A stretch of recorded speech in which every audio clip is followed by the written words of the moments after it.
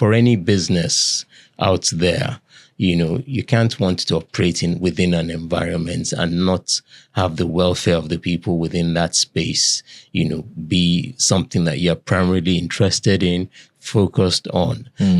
Because if the people are doing well within your space, the support is there for your business, and it's a beautiful thing to watch people grow as you're growing also. So the beauty of seeing Nigerian school kids connecting with US school kids through the internet and sharing ideas, it's for me, it was just a really beautiful thing to experience. It can change the dynamics in terms of the impacts that a project is also supposed to have. Stability, the comforts that what you're putting in and the numbers that you're hoping to see at the end of it actually tally. Those are some of the things that, having stable macros does on the sustainability field, because really, really, really, it's all about impact.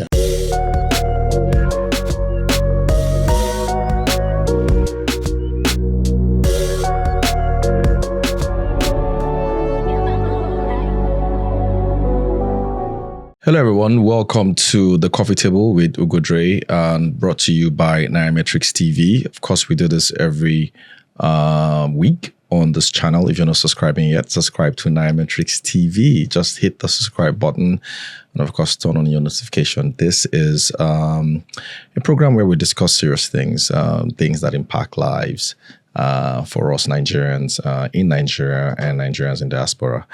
In fact, we also cater to the African audience as well. So, Nigeria is the largest economy in Africa. At least that's what we think.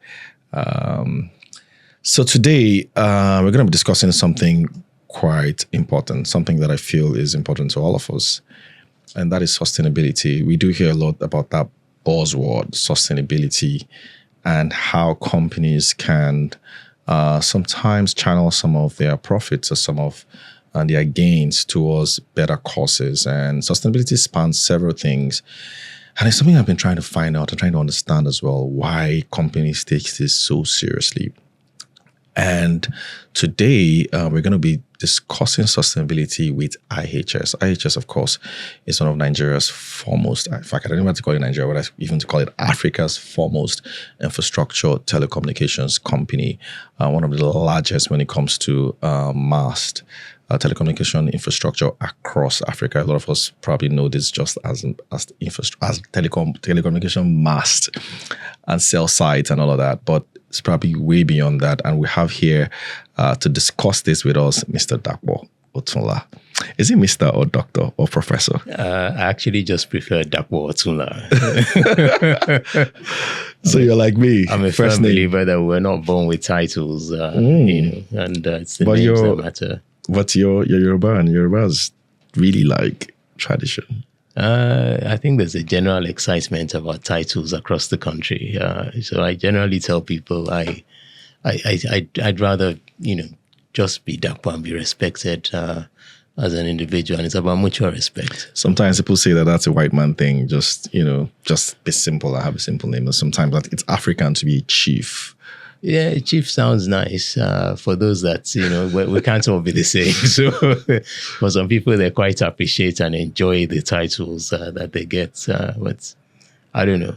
All right. Thanks, Dapo, for joining the coffee table. Dapo is the CCSO of IHS Nigeria. And before we get into the meat of sustainability, let's hear you perhaps from an official perspective, describe what IHS does. I do know what IHS does. I know it's a company that is listed on the New York Stock Exchange, a company that I've tracked for some years. I even remember when IHS was listed on the Nigerian Stock Exchange before it got delisted, so that far back. But let's hear from you. What does IHS do? Thank you very much, Ugo. So IHS is a telecommunications infrastructure service provider. Okay. There's always this debate, are we a telecommunications company? Technically, we are not. We're an infrastructure service provider to telecommunications companies, at least as far as telecommunications is defined in the Communications Act today, which is still applicable. So we play around that space of providing support to the telcos. In the industry, we call them the mobile network operators, the MNOs. And we, if I may just go back historically, what used to happen back in the days was each MNO would own its own towers.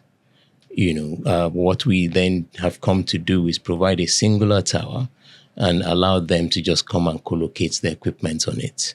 So it saves them the cost of building the tower and helps them improve their balance sheets at the end of the day.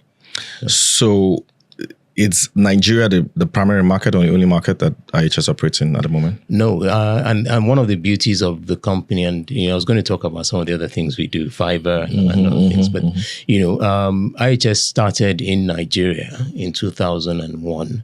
And today we operate in 8 markets across the globe, six in Africa, and then 2 in South America, Brazil and Colombia. And as you mentioned earlier on, we listed on the New York Stock Exchange in October 2021. So what else do you guys, what are the services beyond? Fiber. Fiber is the other main service we provide. We also provide in-building solutions. So when you go to convention centers, etc., hotels, the ability to be able to have connectivity within those spaces, the confined spaces, usually with lots of people in them, so they're not struggling for access to data or traffic, yes, to the network. So we provide a specialized service for that. So when you say so are you the primary contact for the customer, or is it a B2B business? We are a B2B business. Okay. So we don't have too many customers, but obviously our stakeholder base is quite significantly wider than our customer base. Interesting. So let's delve into sustainability and social impact. You recently released your report, and just as we've seen for a lot of companies these days, it's right, companies that have global best practice as one of the critical things that the focus on. Your report highlighted works around education, health. I'm just curious to know to what extent what these initiatives means for IHS and why you guys thought it was important to focus on these areas, particularly education, healthcare. All right, thank you. So we have 4 pillars under our sustainability initiatives, and sustainability is one of our 5 core values within the business. And as I always tell people, for any business, your core values essentially are the DNA of that enterprise. So for us, having sustainability there, and then having education and economic growth, people and communities, which speak to the 3 things you've spoken to, education, healthcare. For us, it's very important. We are a tech company, so to say, because of the role we play in the sector, and that drives a lot of our initiatives. Considering education, STEM particularly, trying to provide a nation with technical skills, so to say, and people with technical skills. Healthcare, you need to be your well-being is important. Whether you're coming into our space to work or just generally outside and within the country, and you start looking at it from the perspective for any business out there. You can't want to operate within an environment and not have the welfare of the people within that space, be something that you're primarily interested in, focused on.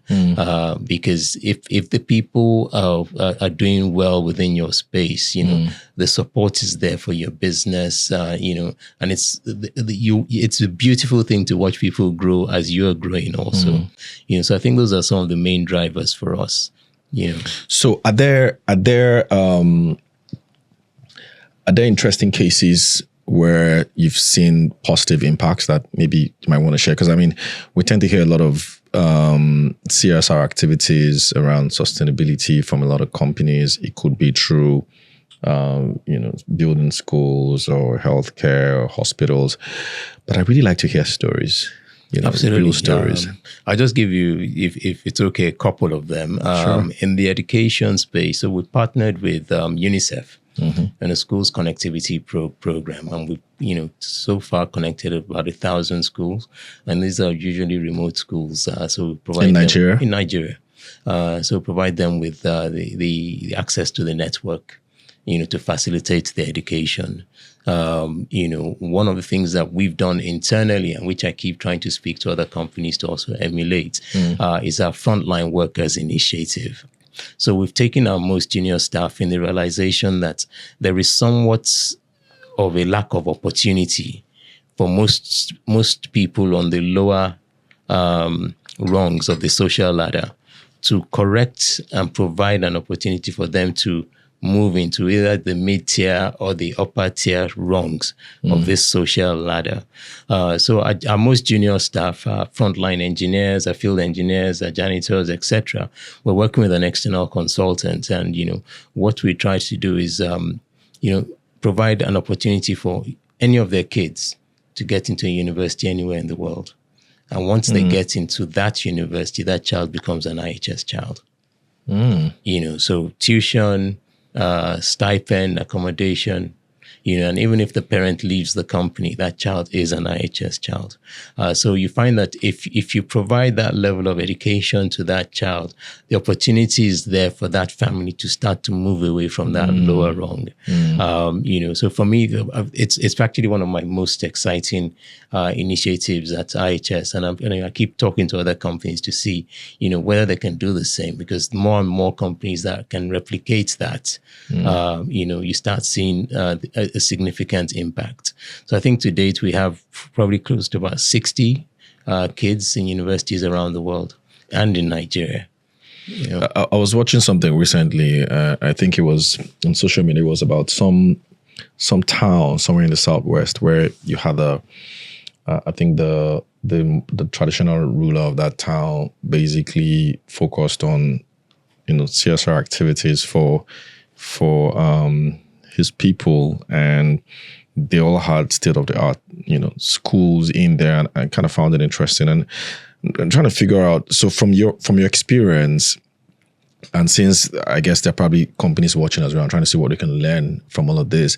How have you been able to deal with communities? Because I know that people might think it's easy to just come into a community and say, look, I want to help you, I want to build schools for you. Or I don't think it's that easy, right? You do get pushback. So how do you navigate these things, especially in parts of the country where people don't think is easy to get to? No, thanks. And that's a very important question, because, like you said, it's when you talk about it, it sounds very easy. But, every now and then, we always prioritize the lives of our staff, but very increasingly, we're going to difficult areas, and engage the people. At the end of the day, they're human beings also. People generally want and are interested in, if you have a genuine interest in their welfare, and you start to engage them as to what their needs are and all, you find that it's almost readily easy to come to a mutually agreeable point. This is what I can provide for you. This is what I need. And once those 2 points meet, the conversation tends to get easier. Now, the initial part is getting over that initial hurdle of them trusting you. And you find sometimes intermediaries, sometimes we have the right people within our midst to be able to facilitate that, and get the engagement going. But once you're talking to the right people in the communities and they understand that your interests are really genuine, it tends to make things a lot easier. So who are typically the right people in these communities? Who would you find it's either the chiefs, or you find some influential people, within the community to talk to, or sometimes even just, an intermediary that's not from that community who has the necessary relationships with that community. Just yesterday I was approached by a gentleman, who saw I was wearing an IHS shirt and started telling me about some communities that have a need. Listen to him. The chairman of our Umbrella Association was also there. I brought him into the conversation. What do you mean, Umbrella Association?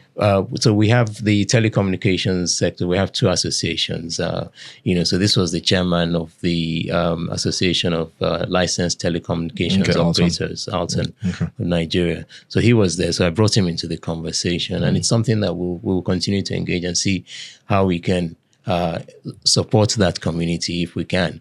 Interestingly, the person that engaged me about it isn't even remotely from that community, but just happened to go there to work. So by the time the engagements crystallize, they have a need. If we can meet them at that point of need, the right conversations will happen, and we take it from there. That kind of takes me into partnerships. So how do you partner with organizations that maybe NGOs that have that are at the forefront of impacting communities? There are a lot of NGOs out there who their job basically is day-to-day impact communities here and there. So do you provide some kind of grants for them, or do you partner with them? We partner, and we seek to partner with organizations that are more or less established, that come with some credibility to their name. So people don't just walk in the door and say, "Oh, I'm an NGO," but there's no track record. So we like to see organizations that have some track record, that have done some really good sustainable work out there, and we partner with them. So historically, we partnered with Save the Children. UNICEF is one of our biggest partners. The End Fund, who seeking to eradicate tropically neglected diseases. There are much smaller organizations too out there, grassroots organizations, but who have a track record, and we work with them, because at the end of the day, it's how do you impact the people within the various communities, impact children, either through any of our sustainability pillars, actually, and just try to get the good work done. All right.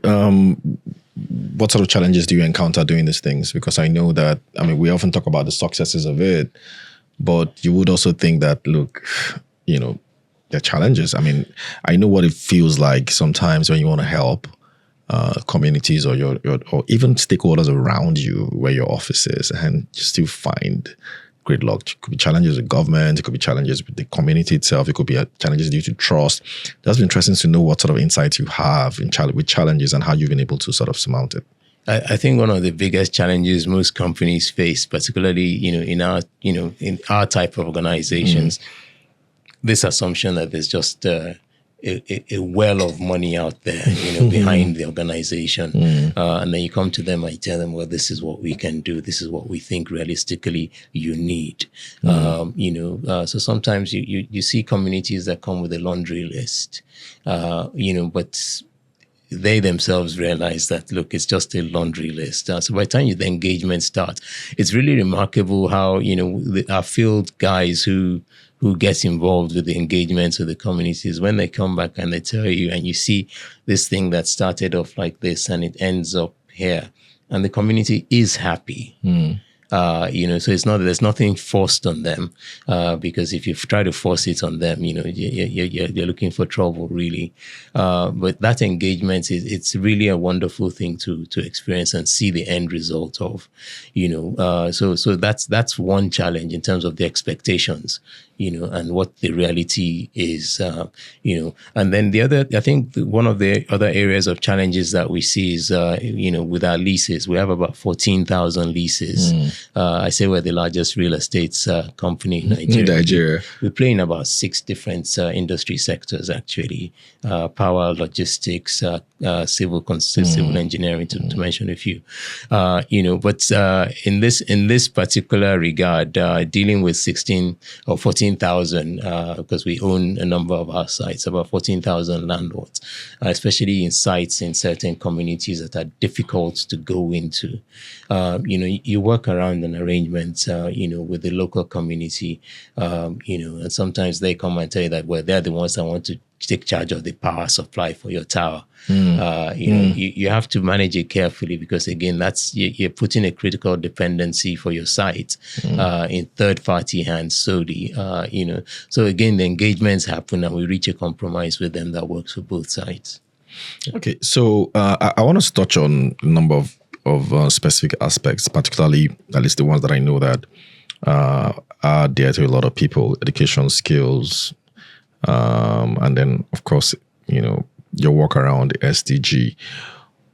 But before that, I know that there are organizations probably watching this and asking, okay, I like this. How do I set it up? Like, how do you, you're very experienced in this. You've been doing this for some years. How do you set up a department? Do you have a unit in the organization? Do you have an entire department? Or do you just have a budget and then just give it to people to go implement these things? How does setting up a sustainability plan that is well implemented and documented the way that you've done, how do companies achieve things like this? A lot of hard work, a lot of dedication, and a lot of grit.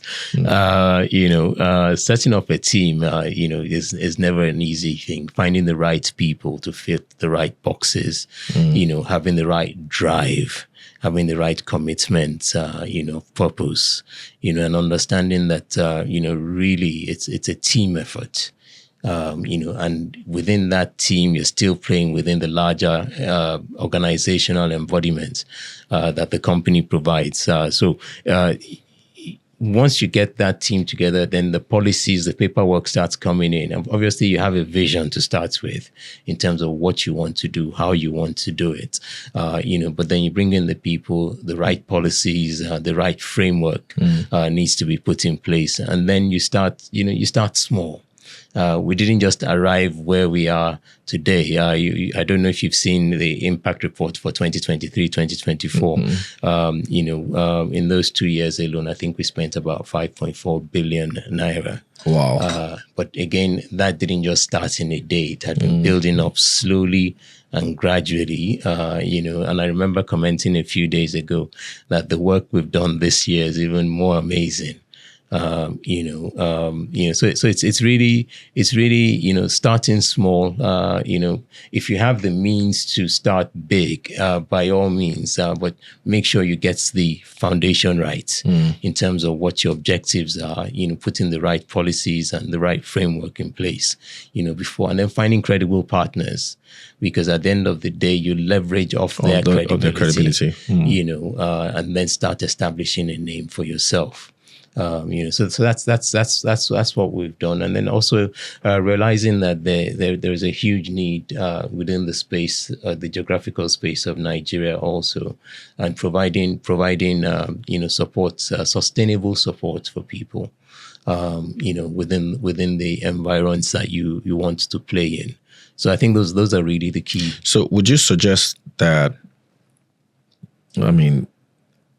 organizations, particularly large ones, probably keep departments like this within the business, or probably spin off and set up foundations and all that? What would be the ideal model?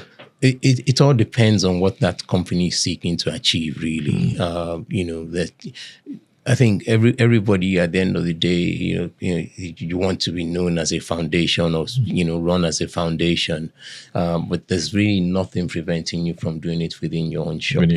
You start to look at what's your strategic goal and objective. Do you want to be a standalone foundation?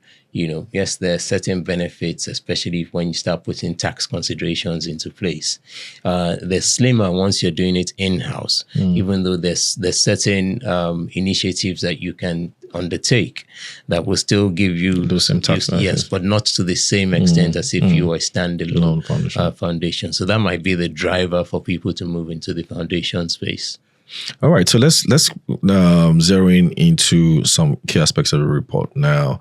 One of the things that I did see was your support for some of government's initiative, particularly 3M TT, which I know that the Minister of Technology and Communications has been very, very keen on. So, what was that experience like? It's been. In fact, when the idea came up, we were genuinely excited about it. You recollect I said earlier that at our core, we're a tech company. So STEM, technical training, these are things that for us, a bread and butter. And in fact, over the last several years, we ourselves we've set up our own in-house training program where we bring in bright young people, train them. And then if we can't bring them indoors, we offer them to our vendors. And these guys get a certification from us at the end of the day, that they can take out there into the workspace. So we were excited when with the Honorable Minister's initiative for the 3MCT, 3 million technically trained Nigerians within 3 years. It was aspirational, but also something worth trying to do for this country. So we signed up pretty quickly, with the Honorable Minister's team, and we've been working with them. And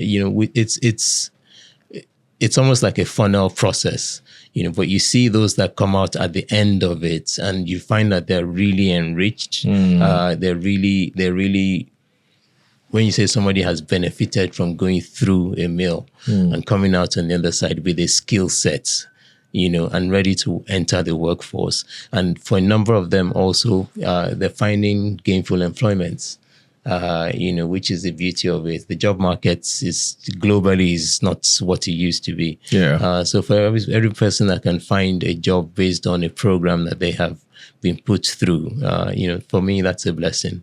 So, I mean, one of the key aspects of 3MTT is basically setting up innovation hubs or, partnering with innovation hubs.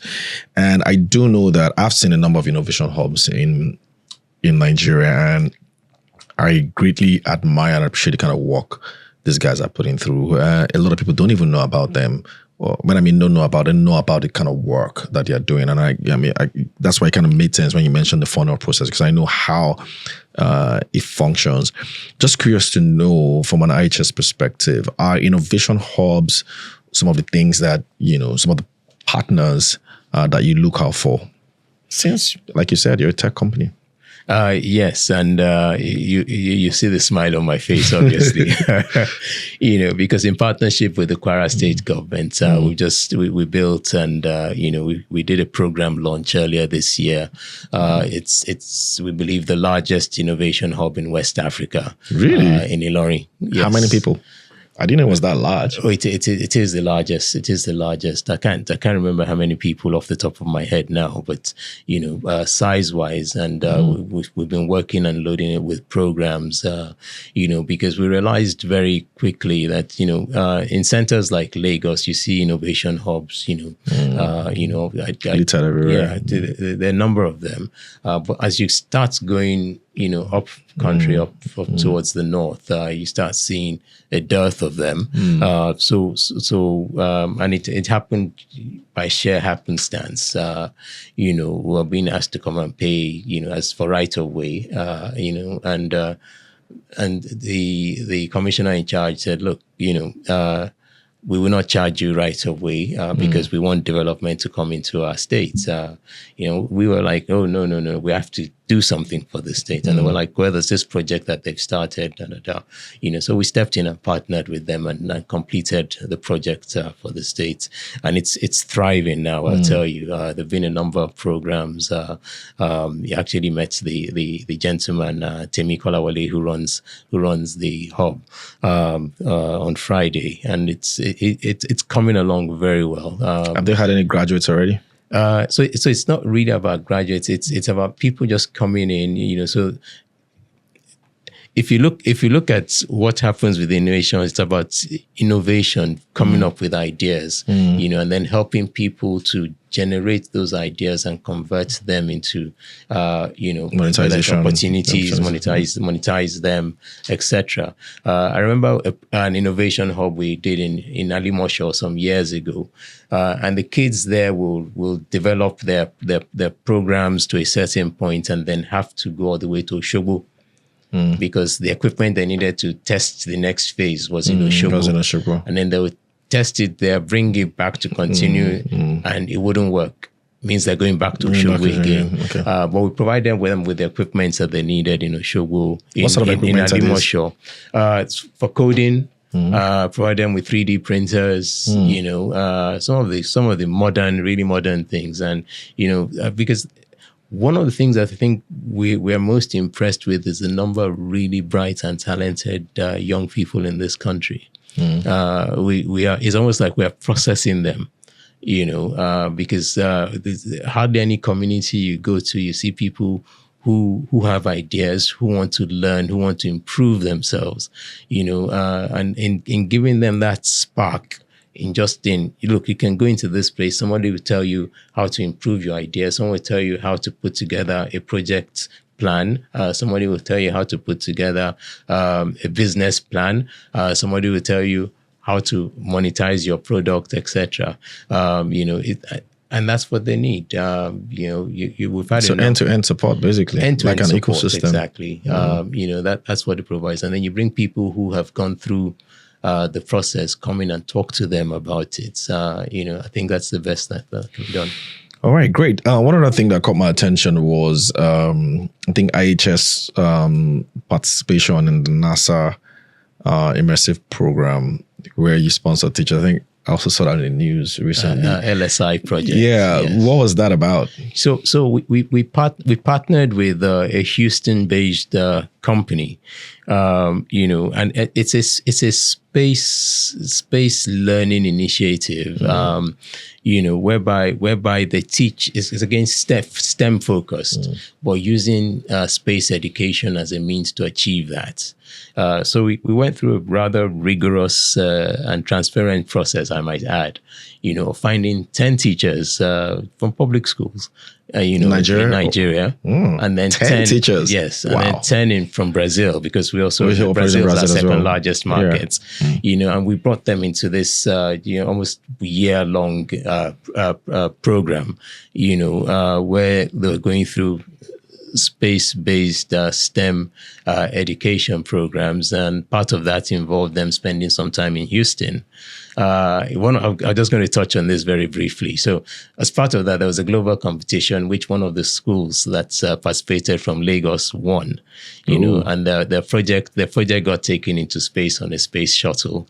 Oh, wow. Yeah. So you can imagine the Was elation. that in the news though? It was. Okay. It was in the news. And then also the beauty of seeing Nigerian school kids connecting with US school kids through the internet and sharing ideas, it's for me, it was just a really beautiful thing to experience. We had a few of the teachers at our launch last week. And again, you see them, I think one of them has proceeded, is teaching teachers in every local government area in Ogun State now. And others are excelling. As a teacher, Maranatha, who's teaching, blind, deaf and dumb children, again, STEM teaching, but specialized teaching methods being utilized for these kids. Fantastic. Let's segue into healthcare. Yeah. I also saw this Clinic Without Walls initiative, and with the intro, I'm asking myself, okay, so how will this work? So Clinic Without Walls kind of sounds like telemedicine and all of that. My own interest is, who are your likely partners? Do you work with HMOs or do you work with hospitals for this? HMOs mostly. HMOs for the most part, and it's one of those activities that we take across the country. So we went to Surulere, I think it was about 2 months ago, and just in the heavy downpour that came with that morning, there's still throngs of people coming out. They get their BPs checked on the spots. They get checked on the, and then we also provide them with insurance.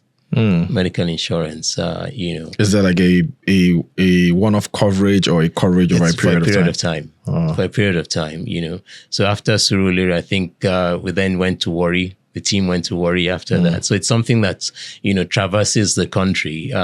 But again, it's providing something that's needed, for the ordinary Nigerian. And I think for me, that's and for the team, that's the real beauty of it. Yeah. So one of the SDGs will be, jobs, is it economic growth and employment? Sorry, if I may interrupt you, I'm still on healthcare. Okay. So in the wake of COVID, one of the things that you probably remember, there was an acute shortage of oxygen. Of course, yeah. So we partnered with UNICEF. We built 9 oxygen plants across the country. I think we launched. Are they still operational today? Very much so. We just launched Kanu a few weeks ago. But provide them with the power they need, and these guys are tending to on average 1,000 to 2,500 people on a monthly basis. Wow.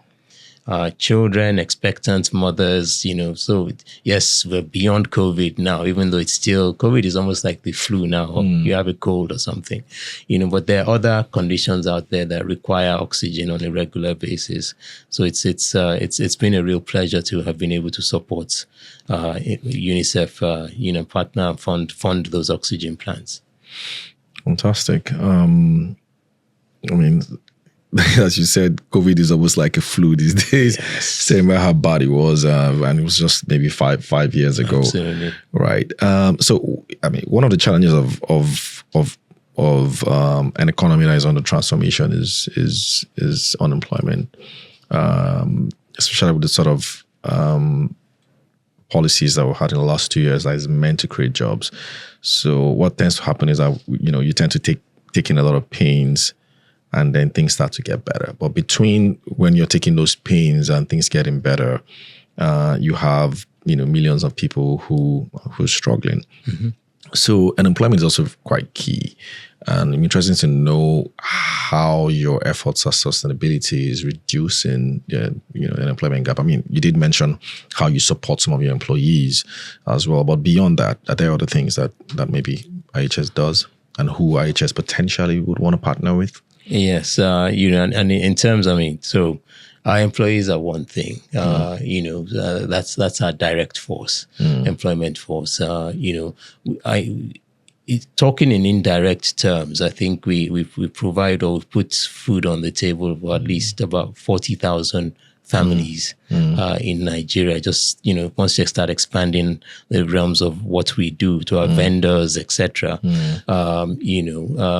Because whether it's logistics, getting diesel from one point to the other, getting equipment to one point to the other, it's setting up sites, building, construction. You're creating jobs for people. So it's been something that we're quite aware of. We can't bring everybody into IHS, of course, but that ripple effect is something that we keep an eye on very closely and see. And then also from a sustainability perspective, the projects we embark on also help create jobs. We recently did earlier this year solar panel boreholes in Borno State. Somebody had to go there and build them. You're employing people from the local community, etc. And there are projects like that across the oxygen plants I'm talking about. I was talking about earlier on. These put jobs, within different communities across the country, and people benefit from them. So. Okay, let's move to. Since you've talked about solar, green energy versus, I think some will call it green reality versus greenwashing. I need some delicate area for discourse for a lot of people. But I think in my previous career, let me say previous career, not previous life, I have encountered IHS, and its action or deliberate action towards sustainability or renewable. I can remember at some points you guys were looking at we're considering using solar or climate reliable, or should I call it reliable? Climate friendly. Yeah, climate friendly power or energy solutions. Just curious to know how that is going at the moment, because I mean, most people will say, look, telecom companies are probably one of the largest guzzlers of diesel and fossil fuel in Nigeria by nature of the sort of service they provide. And so that, in one way or the other, requires that you have some sort of plans around, switching, not completely, but at least relying to some extent on renewables. How's that going so far? So a few years ago, we made a commitment to reduce our carbon emissions by 50% by 2030. That's a huge one. It is, but the work is being done. So where we need to connect to the grid, we're making that happen. So that's hopefully, and with the new regime of Band A and all, you find that in those Band A areas, you don't need your generator as much as you probably used to. We've also brought in hybrid solutions. So on a lot of the sites, you have the solar panels, you have the lithium batteries, which again reduce the dependency on the generators. And then we also, I think we have gas powered generators also, which are not emitting, the same types of substances that they used to. So all these are coming down to stem the dependency on diesel generators, which carbon emissions are pretty up there with those. But again, it's something that we're working quite studiously on to try to reduce the carbon emissions and meet the targets that we have set. I mean, you didn't mention usage of lithium batteries, solar panels, and all that. Still linking this to employment. Do you guys work with local companies for some of those things? Local providers? Yes, we do. Yes, we do. Are there? I mean, I don't want you to mention names, but what are the typical criteria? Are they like large scale ones or small providers? Mostly, I'd say large, just because of the size of what we have to deal with in terms of the numbers of towers. But it's spread across the board, really, because there's some areas that it's you find people there who understand the local terrain and can move faster there. So we tend to utilize those ones for those areas. All right, so let's move to operational issues. I mean, IHS doesn't operate in isolation. You work in Nigeria, and everybody goes through the same economic challenges that we all went through. FX challenges, inflation, and all of that. So it's just been interesting to know how IHS has been able to navigate these things sustainably, because I think that's very important as well. We do know this sort of challenges that exist, and people still expect companies to operate in a very credible and sustainable manner. So what have you been able to do this, and what can people learn from your organization? Well, I mean, so what? Just to touch on, or to pick on the two terms, credible and sustainable. I think the fact that we're listed on the New York Stock Exchange, makes so we have extremely high compliance standards as an organization, and it sometimes makes things a bit more challenging for us.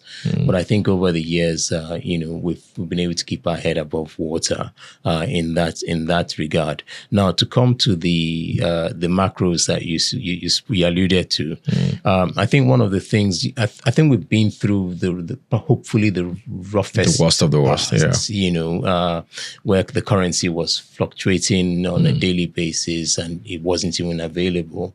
Now there's availability. Now there's relative stability.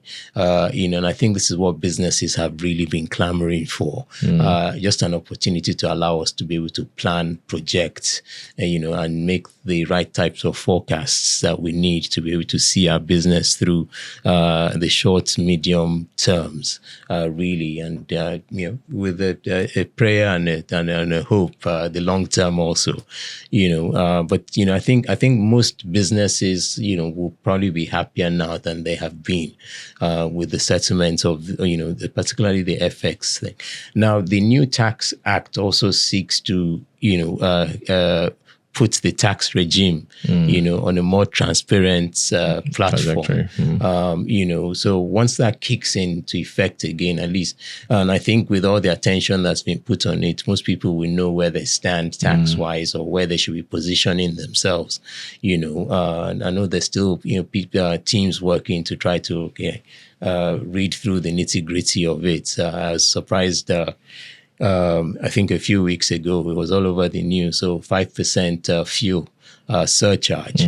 But the reality is that, if the act was read, rightly, it's not immediate. There's an additional step that needs to occur before it comes into play. But that's why I said people are still going through the act and understanding it more and more. But I think it's going to give some stability. We've always complained about multiple taxation within the sector. From all tiers, we see it horizontally, vertically, levies being created on a daily basis. I think it was the Alton chairman that said at one point that the industry is subject to about 54 different taxes and levies. How do you encourage people to come into such a sector? When it's a myriad of, levies, taxes, the 1% of your revenue here, 0.5% of your profit before tax and all.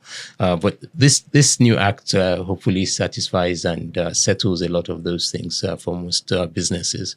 So we're looking forward to it kicking off January 2026. All right. So we're getting towards the end of the show, but still want to ask a couple of questions, and still on this on macros. I want to get from you and your experience, what does it mean for an organization like yours to have some sense of stable macros, not for your bottom line, but for some of the sustainability and impact work that you're doing? Why is stable macro important, for that? I think the importance cannot be overstated, because again, I was talking earlier on about being able to plan. When you intend to do something for a community and, the parts you need are being brought into the country, and then the price suddenly changes. I recollect there was a project that we were contemplating, and the macros changed, FX, and we had to step away from it. So there was a deprivation there, because it wasn't one of those projects that you could say you're going to reduce the scale of. It's either you're doing it or you're not. It's not being done. But we had to walk away from that. It can change the dynamics in terms of the impacts that a project is also supposed to have. Stability, the comforts that what you're putting in and the numbers that you're hoping to see at the end of it actually tally. Those are some of the things that, having stable macros does on the sustainability field, because really, it's all about impact. You can talk, I was talking earlier on about the schools connectivity project with UNICEF. We don't manufacture laptops here. We don't manufacture, screens here, So at the end of the day, you just find that it reduces the amount that you expected to have. All right. So what does stakeholder management mean for IHS and large organization like yours trying to impact? Of course, when we mean stakeholder management, government, Absolutely. People around you, why is it so important?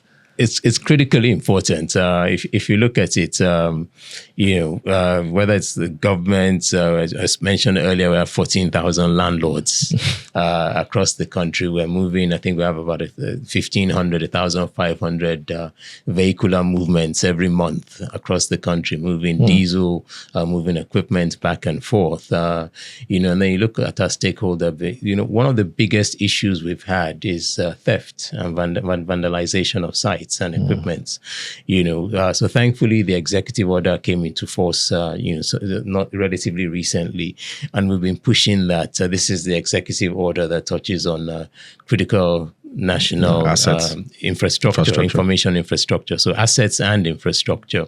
So we're working very closely with the Office of the National Security Advisor, the Office of the Civil Defense Corps, and other enforcement agencies to stem the tide of the theft and the vandalization on the sites. If that can get done, or even just minimize the activity, it goes a long way. But what it also does is expands the net of our stakeholder base, because, it's easy to say governments, but within governments, you have the enforcement agencies, you have the regulators, you have the legislative arm of government, you have the executive arm, you have the 3 tiers, federal, state, and local government. And even within local government, you have some fiefdoms sometimes. So, but, you have to recognize and acknowledge that these are your stakeholders, the general public. If somebody sees, and thankfully our regulators initiated this public awareness campaign since earlier this year. Notifications are going on by SMS. People are calling in when they see things going on sites that shouldn't be going on. They call into the NCC. The NCC either notifies the enforcement agencies and also notifies the operators that, look, this is going on within your premises, and then we then kick in. So the various stakeholders, whether it's the landlords, regulators, the public, it's important to consistently engage, So yes, even though the motive for sustainability initiatives isn't to get something back. When people recognize that you're doing well for them and you're supporting them, they buy into what you're selling. And they become part of you. So, the community members that call us, it's appreciated. They're doing it because, they see something wrong. The awareness has increased from the activities of the NCC and operators. But, when you're doing something in communities, they take you in as one of their own. They will call you if there's something going on your premises. All right. Lastly, before we go, just curious to know, from you, Dapo, what would you say are the KPIs for IHS when it comes to sustainability? What are those things that you look at the end of the year and say, because you can come and say, you've done all these things, how do you guys measure impact? How do you guys measure success on an annual basis? So we go around and we actually see, and it's all about impact. We have monitoring and evaluation teams that go out and assess this project was done. What was the impact? Is it still giving or generating the same impact? Have the impact levels dropped? Have they gone up? Is there more that's needed? Do you need to fine tune how you did the project in the first place? So there are learnings to be taken from every initiative, but it's largely driven by, the impact at the end of the day and what we set off hoping to achieve. All right. And then looking at the numbers at the end of the day, do they meet what the goals were? And like I said, what do we need to tweak and to improve if you choose to do a similar initiative next time, or you want to do an alternative initiative, because you have to find that there are learning points across spheres.